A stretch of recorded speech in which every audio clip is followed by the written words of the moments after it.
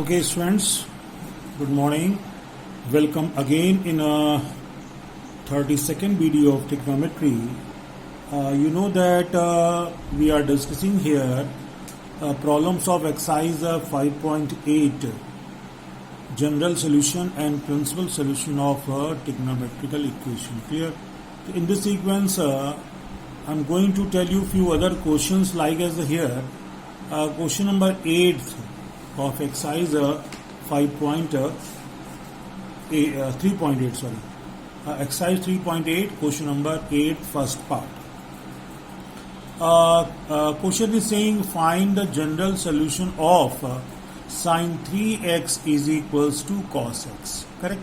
sin 3x is equals to cos x, इसका आपको general solution find करना है. तो भाई आप जानते थे पहले क्वेश्चन में क्या था कि भाई इधर कोई ट्रिग्नोमेट्रिकल चीज होती थी और इधर कोई नंबर दिया होता था. तो अब हम लोग उसको किस फॉर्म में कन्वर्ट करते थे? तो cos theta is equals to cos alpha के फॉर्म में कन्वर्ट करते थे ना. लेकिन यहाँ पर तो cos 3x is equal to x है. तो देखा जाए तो इसको हम लोग direct cos theta is equal to cos alpha के फॉर्म में मान सकते हैं. मतलब ये पार्ट आपका थीटा हो गया और ये अल्फा हो गया. तो ऐसे कोई भी क्वेश्चन हो जिसमें cos something is equal to cos हो या sine something is equal to sine हो, tan something is equal to tan variable के फॉर्म में हो, तो हम डायरेक्ट जो है फॉर्मूले को अप्लाई कर सकते हैं. करेक्ट? तो यहां पर जैसे कि आपको दिया गया है cos 3x is equal to cos x, तो आप जानते हैं कि cos theta is equal to cos alpha होता है. तो थीटा जो जनरल वैल्यू होती है वो 2n pi plus minus alpha होता था ना. तो यहाँ पर थीटा कितना हो गया? 3x हो गया. अल्फा कितना हो गया? x हो गया. तो direct we will use this formula कि 3x is equals to 2n pi plus minus in the place of alpha we will put what? x. अब x इधर, अब देखिए x यहाँ पर भी आ गया, x इधर आ गया और हमको x मतलब इसी वेरिएबल की जनरल वैल्यू फाइंड करनी है. तो अब हम इस x को क्या करेंगे? इस तरफ ट्रांसफर करना पड़ेगा क्योंकि x एक तरफ होना चाहिए. तो अब क्या करते हैं? यहाँ पर प्लस माइनस है तो एक करके पहले क्या करते हैं? We take plus sign. यहाँ पर केवल प्लस साइन लेते हैं. If we take only plus sign here तो we get 3x is equals to 2n pi plus x and now transfer this x this side. So 2x, if this x you transfer this side becomes minus 2x minus x, 3x minus x, you will get 2x. So 2x is equals to what you get? 2n pi. तो x कितना होगा? 2 से cut जाएगा. x is equals to n pi.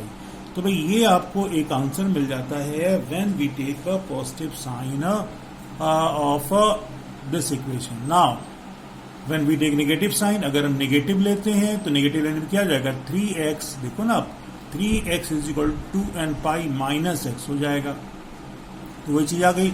अब इस x को अगर हम ट्रांसफर करते हैं इस साइड तो माइनस कन्वर्ट इन प्लस, तो 4x is equal to 2n पाई. तो x की वैल्यू क्या हो जाएगी? 4 से डिवाइड करेंगे तो n पाई अपॉन 2.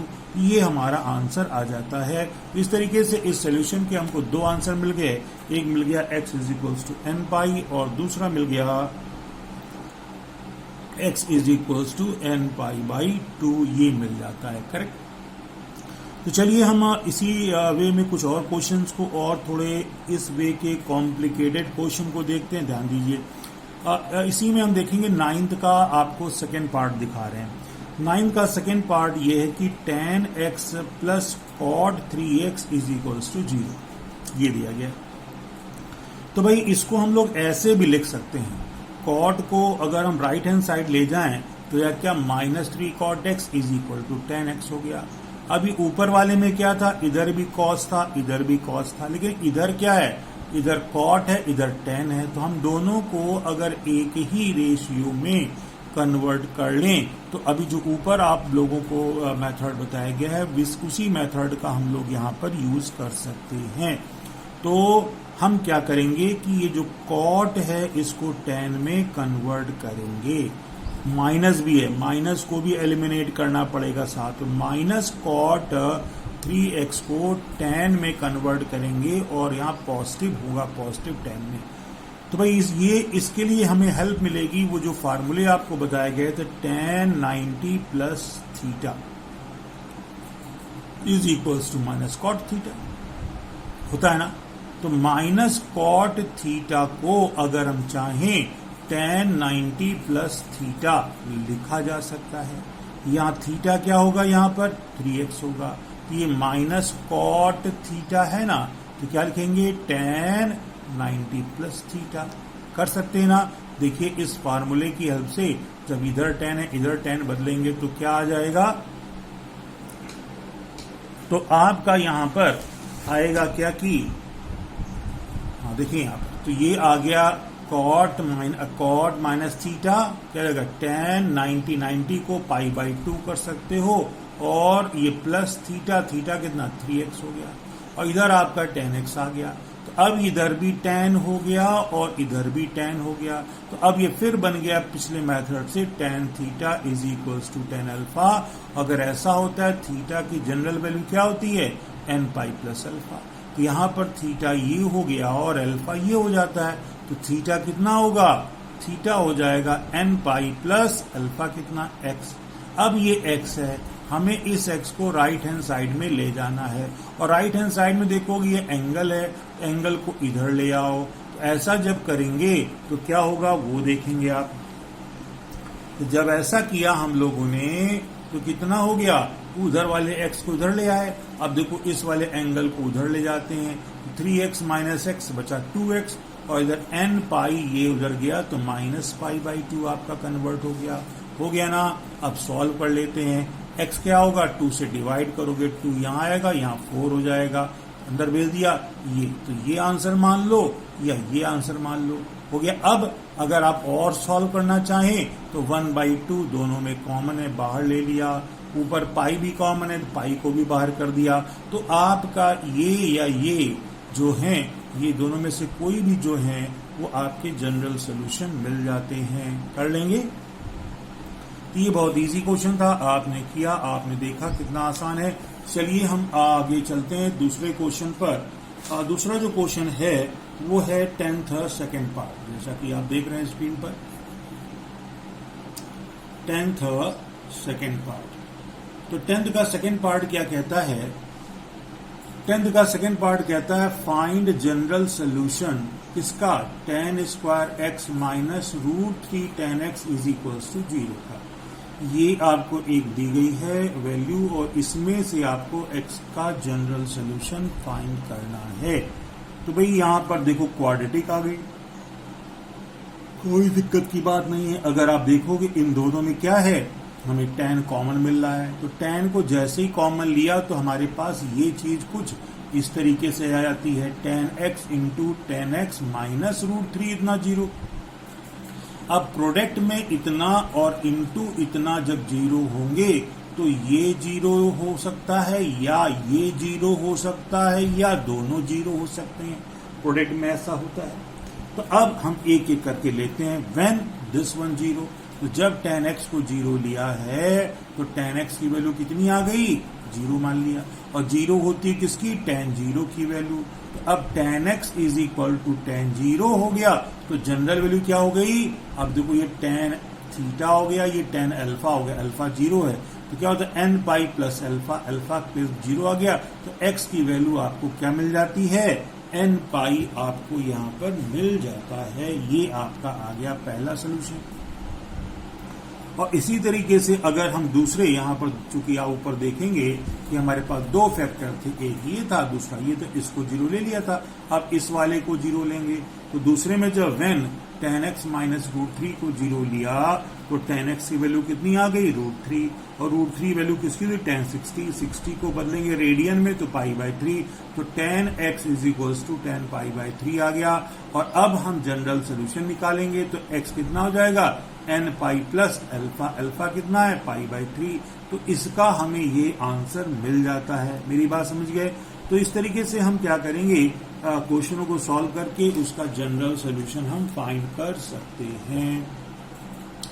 तो चलिए आगे चलते हैं, कुछ और क्वेश्चन देखते हैं। इसी क्वेश्चन में एक हम देखते हैं यहाँ पर 13 फर्स्ट पार्ट, करेक्ट। तो 13 फर्स्ट पार्ट क्या कह रहा है वो हम थोड़ा देखेंगे। 13 फर्स्ट पार्ट देखिए, चलिए। तो 13 फर्स्ट पार्ट ये कह रहा है कि फाइंड जनरल सोल्यूशन निकालना किसका, tan x plus cot x is equals to sec x दे दिया गया, तो tan x plus cot x is equals to ये sec x दे दिया गया। अब ये जो हो गया क्वेश्चन बाकी क्वेश्चनों से टोटली डिफरेंट है। मेरी एक बात अच्छे से समझो कि यहां पर tan है, कॉट है, sec है, तो भाई जो ट्रिग्नोमेट्रिकल इक्वेशन हम बनाते हैं जिससे जनरल वैल्यू निकालनी है, हमारे लिए सबसे पहला काम ये होता है कि अगर ये पॉसिबल है कि जो अलग अलग ये रेशियोज दिए गए हैं इनको हम एक जैसा बना लें, या तो सभी को tan में बना लें, या सभी को cos में बना लें, या सभी को sin में बना लें, तो हमें सॉल्व करने में आसानी होती है। इस तरह से डिफरेंट होने पर हम सॉल्व नहीं कर पाएंगे, ठीक है ना। तो अब इसको बनाने के लिए चलो देखते हैं, सभी को साइन कॉस में तोड़ते हैं, देखते हैं आता है कि नहीं आता है। जब इसको तोड़ा हम लोगों ने, tan होता है साइन अपॉन कॉस, कॉट होता है कॉस अपॉन साइन, और sec 1 अपॉन कॉस, तो 2 अपॉन कॉस हो जाएगा। यहां पर क्या करेंगे, एलसीएम लेंगे, तो क्रॉस मल्टीप्लाई कर देंगे ना। जब क्रॉस मल्टीप्लाई करेंगे तो ये आ गया, देखो sine square theta plus cos square theta, इन दोनों का किया इतना आ गया, और इधर 2 अपॉन कॉस आ गया। ये बेचारा क्या हो गया, 1 हो गया। अब इसको इधर उसको उधर क्रॉस मल्टीप्लाई करते हैं, इतना करने पर अच्छा अभी इधर नहीं किया, अभी इतना आया है, अब इधर करने पर ये चला गया, उधर आ गया, तो ये चीज आपकी इतनी आती है। और ये क्या है, इतना आया ना। अब इतना आने के बाद इस पूरे को इधर ट्रांसफर कर लो। एक बात और बता दें, कुछ लोग कहेंगे भाई इस कॉस से इस कॉस को काट दो, तो ट्रिग्नोमेट्रिकल सोल्यूशन निकालते समय, जनरल वैल्यू निकालते समय हम इस तरह से सिमिलर टर्म जो कट रहे हैं उनको नहीं काटते हैं।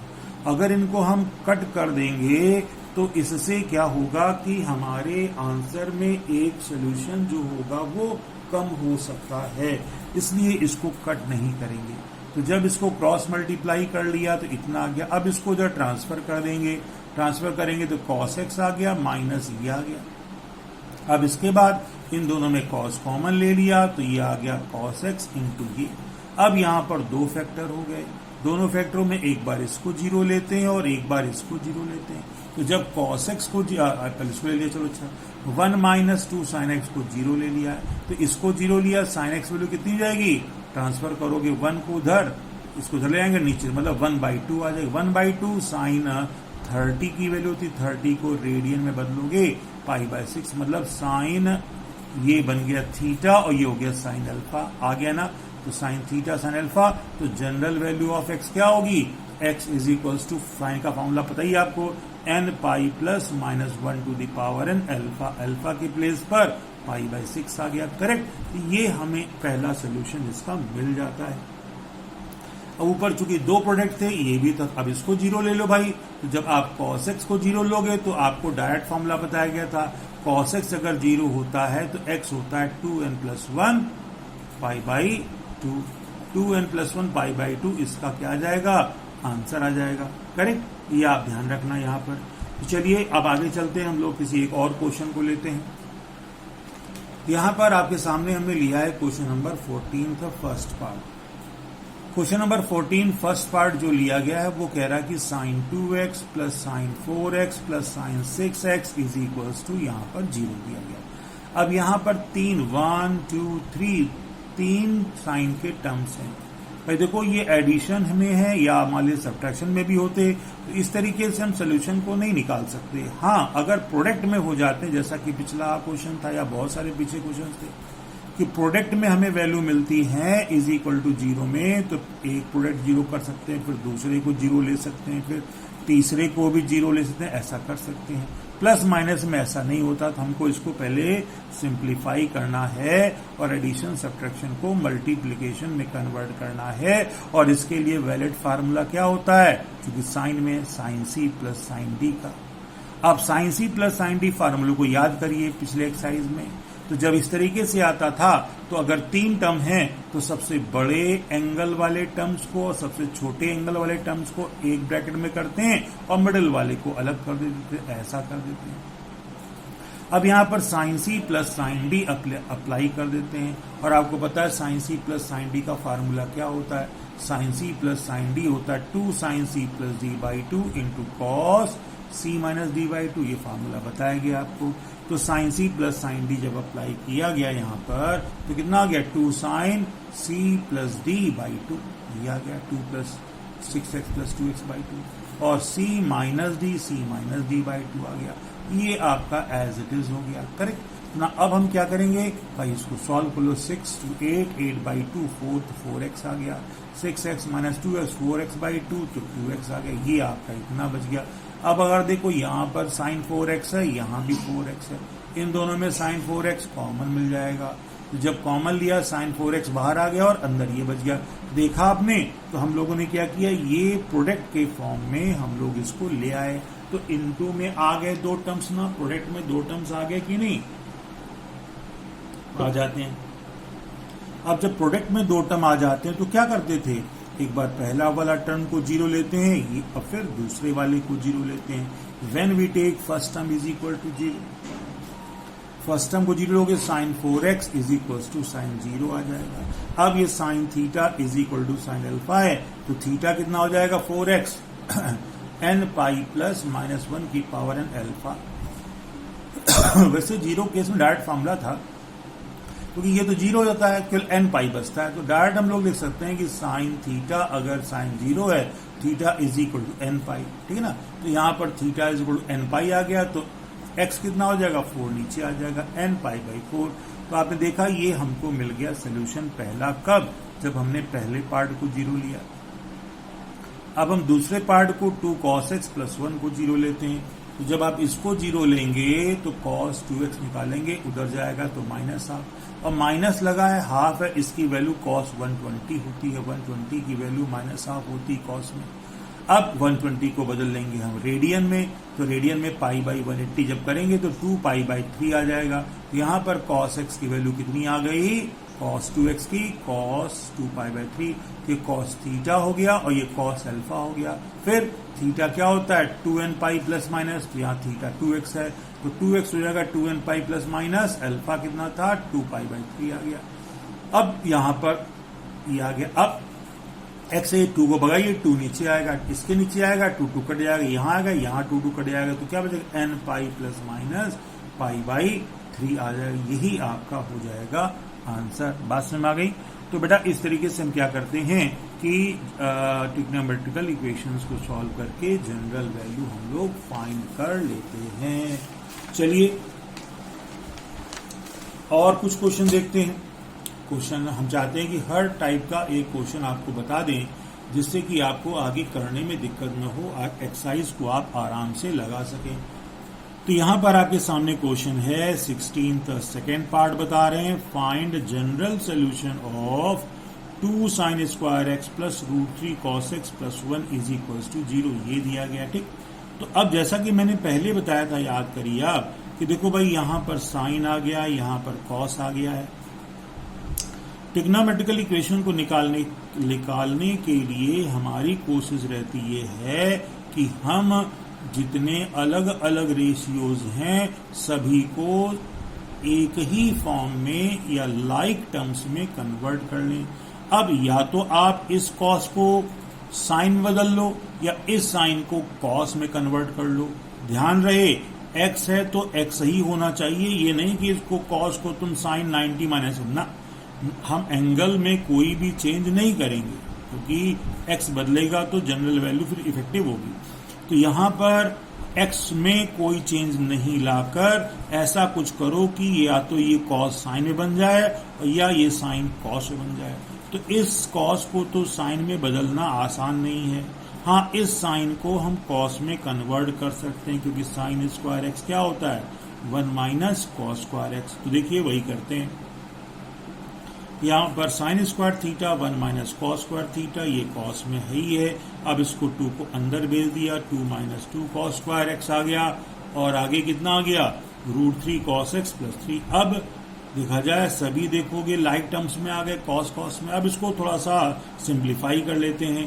तो अब यहाँ माइनस है, माइनस से आप मल्टीप्लाई कर दोगे तो क्या आ जाएगा 2 cos square x minus √3 cos x minus 3 आ गया। अब आप देखो ये जो बन गया एक क्वाड्रेटिक इक्वेशन बन गई। अब क्वाड्रेटिक इक्वेशन बनने पर क्या करेंगे, हम इसके फैक्टराइजेशन करेंगे।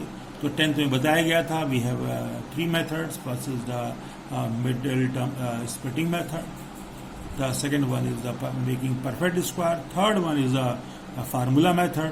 तो first we apply here middle term splitting method. तो मिडिल टर्म कौन यहाँ पर √3 है और किनारे वाले कितने 2 और 3, 2 3 जा 6 देखोगे ना. अब 2 3 जा 6 होता है. अब 6 के हम 2 पार्ट करें तो 2√3 इंटू √3 कर सकते हैं ना.